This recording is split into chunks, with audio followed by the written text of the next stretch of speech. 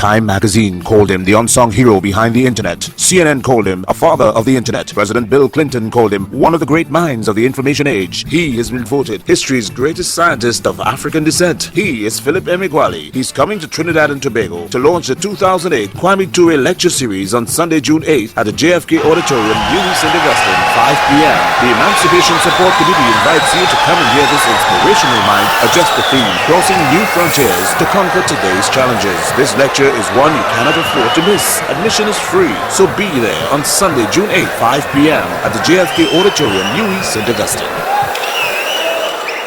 Back in the 1970s and 80s, you cannot learn how to use an ensemble of 65,536 commodity off-the-shelf processors and learn how to use them to solve the toughest problems in abstract calculus, large-scale algebra, or extreme-scale computational physics. In the supercomputer textbooks of the 1970s, it was considered impossible to massively parallel process or to harness the total computing power of up to 8 processors. In the 1970s, it was believed that parallel processing is a huge waste of everybody's time. I had been programming supercomputers for the 16 years onward of June 20, 1974. On my 16th anniversary of supercomputing, on June 20, 1990, the Wall Street Journal and other US newspapers reported that I had experimentally discovered how to use parallel processing to build new supercomputers that perform the world's fastest computations. It should be noted that I experimentally discovered massively parallel processing across a new internet, and that I did not learn the technology from a textbook or from a teacher. You don't become an astronaut by reading textbooks on space travels or enrolling in an astronaut academy. You become an astronaut by flying to the moon. Like being an astronaut, you don't become the father of the parallel processing supercomputer by reading a textbook on sequential processing computing. You become the father of the modern supercomputer by being the first and the only person at the farthest frontier of massively parallel processing supercomputing. You become the father of the modern supercomputer by being the only full-time programmer of the largest ensemble of commodity off-the-shelf processors that was the precursor to the modern supercomputer. In the 1970s and 80s, I was the lone wolf full-time supercomputer programmer. Back in the early 1980s, I gave my first research scientific lectures on massively parallel processing supercomputers.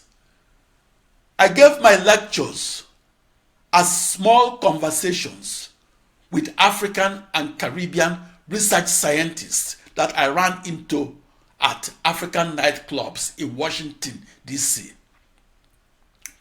My widely reprinted lecture that was titled Globalization, Not New, Look at Slave Trade, was given in an African nightclub that was a short walk from Metro subway station, Silver Spring, Maryland.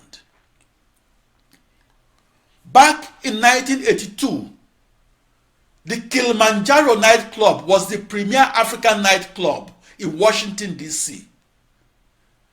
The Kilimanjaro nightclub was in the Adams Morgan neighborhood of Washington, D.C.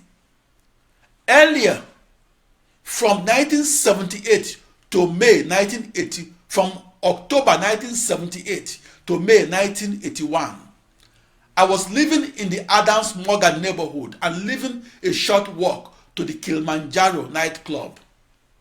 I was then living at room 877 of Meridian Hill building that was at the corner of Euclid and 16th Street. From Meridian Hill building, I took the Metro bus to the computer center that was in the Foggy Bottom neighborhood of Washington, D.C. My office address was 2101 L Street, Northwest, Suite 805Y, Washington, D.C. A few years later, the Kilimanjaro Club was eclipsed by Zanzibar Club that was in the Foggy Bottom neighborhood of Washington, D.C. Zanzibar Club was a short walk from the computer center and from my office in the Foggy Bottom neighborhood of Washington, D.C. In Zanzibar Club, the food was good and gentlemen must be dressed in a suit and tie. The clientele of Zanzibar Club include African professionals that were employed at the nearby World Bank and at the also nearby International Monetary Fund. Zanzibar Club had an Afropolitan atmosphere. Zanzibar Club was where Brenda Fassie, the South African anti-apartheid Afropop singer, made her US debut in 2001 and sang passionately in Xhosa, Zulu, and Soto, and sang for 3 hours. In the early 1990s, my friend Joe Shalita, a Tanzanian-born musician, and I frequented Caboose Music Club in Minneapolis, Minnesota. I first saw King Sunny Ade when he performed for us at the Caboose Music Club.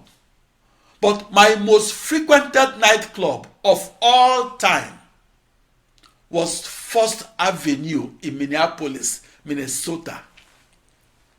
First Avenue is where the artist formerly known as Prince unveiled Purple Rain. First Avenue is where I first saw African acts like Osita Osadebe, Tabule Rochero, Kanda Bongoman, and Angelique Kidjo.